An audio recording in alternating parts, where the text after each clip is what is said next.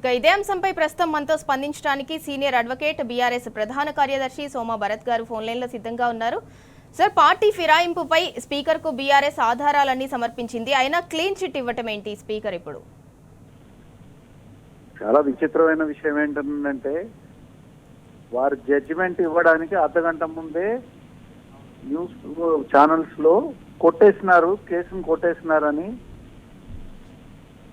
వార్తలు వచ్చాయి. జడ్జిమెంట్ వార్తలు వచ్చిన అర్ధగంటకి జడ్జిమెంట్ డిక్లేర్ చేస్తున్నారు. అంటే ఏ రకమైన నాణ్యత ప్రమాణాలని స్పీకర్ ట్రైబ్యునల్ పాటించింది అనేది అర్థం చేసుకోవాలి. మొట్టమొదట ఈ కేసుని పద్ధతి ప్రకారం అసలు స్పీకర్ ట్రైబ్యునల్ అనేది చేయలేదు.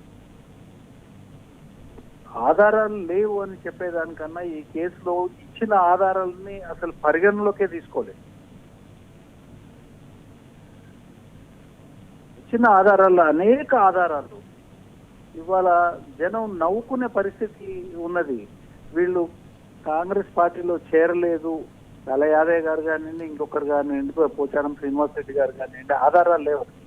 ఏం ఆధారాలు కావాలండి? ప్రభుత్వ సలహాదారుగా ఆయన నియమించుకున్నారు. ఆయన సోనియా గాంధీని కలిసి వచ్చినారు, రాహుల్ గాంధీని కలిశారు, కండవాలు కప్పించుకున్నారు, ముఖ్యమంత్రి కండవా కప్పినాడు.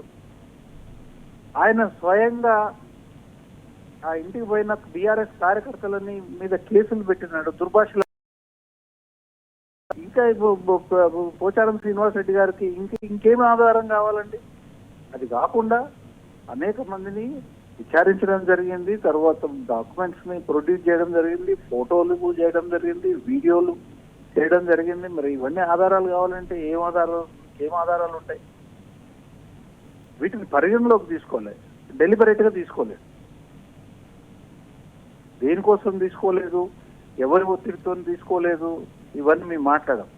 కానీ ఇచ్చిన ఆధారాలను ఏదైతే ఉన్నదో పరిగణలోకి తీసుకోకుండా ఇవాళ ఆధారాలు లేవని కొట్టేయడం అనేది ఇది పూర్తిగా న్యాయ సూత్రాలకి, తర్వాత ఒక ఎవిడెన్స్ ని పరిశీలించే న్యాయబద్ధమైన పద్ధతులకి భిన్నంగా ఇవాళ స్పీకర్ ట్రైబ్యునల్ ఈ జడ్జిమెంట్ ఇచ్చినారు. ఇది ధర్మ విరుద్ధంగా, న్యాయ విరుద్ధంగా జరిగింది. దీని మీద ఖచ్చితంగా మేము హైకోర్టుకు పోతాం. ఓకే సోమ భరత్ గారు, అంటే మీరు అన్నట్టు కండువాలు కప్పుకున్నారు, పార్టీ మారారు, అన్ని ఆధారాలు ఉన్నాయి, అయినా కూడా ఇప్పుడు స్పీకర్ ఏమీ ఆధారాలు లేవు అన్నట్టు క్లీన్ చిట్ ఇచ్చారు. ఇంకా మరో 3 ఎమ్మెల్యేలు ఎవరైతే పార్టీ మారారో వాళ్ళది కేసు కూడా రేపు సుప్రీంకోర్టులో విచారణ జరగనుంది. దానిపై మీ రెస్పాన్స్ ఏంటి? అంటే ఇప్పుడు ఎప్పుడో విచారణ అయిపోవాలండి. జూలై 31కే విచారణ అయిపోవాలి. ఏడాది తర్వాత జూలై 30 పిటిషన్లు వేసిన ఏడాది తర్వాత సుప్రీంకోర్టు మొటికాయలు ముట్టి జూలై 31 పోయి ఇప్పుడు 6 నెలలు అయ్యి, జూలై 31 పోయిన సంవత్సరం జూలై 31 పోయి 6 నెలలు అయ్యాయి. ఇప్పుడు ఆ 6 నెలల్లో కూడా వీరికి ఇవన్నీ మళ్ళీ తర్వాత మీరు న్యూ ఇయర్ వేడుకలు బయట చేసుకుంటారా, జైలు చేసుకుంటారా అని మాట్లాడడం కూడా జరిగింది. ఏమాత్రం సున్నితత్వం లేకుండా స్పీకర్ ట్రైబ్యునల్ ఈ రకంగా ఇంకా దాన్ని ప్రొట్రాక్ట్ చేయడము, తర్వాత ఇంకా 3 ఇంకా జడ్జిమెంట్లు ఇవ్వకపోవడము, విచారణనే మొదలు పెట్టకపోవడం ఏదో ఉన్నదో ఇది ఈ కాంగ్రెస్ పార్టీ బయటకేమో కాన్స్టిట్యూషన్ పట్టుకొని తిరుగుతారు. చేసే పనులకి ఇట్లా ఉంటాయి. అది ట్రైబ్యునల్ కానివ్వండి, ఇవాళ కాంగ్రెస్ పార్టీకి స్పీకర్ ట్రైబ్యునల్కి ఏం తేడా లేదండి.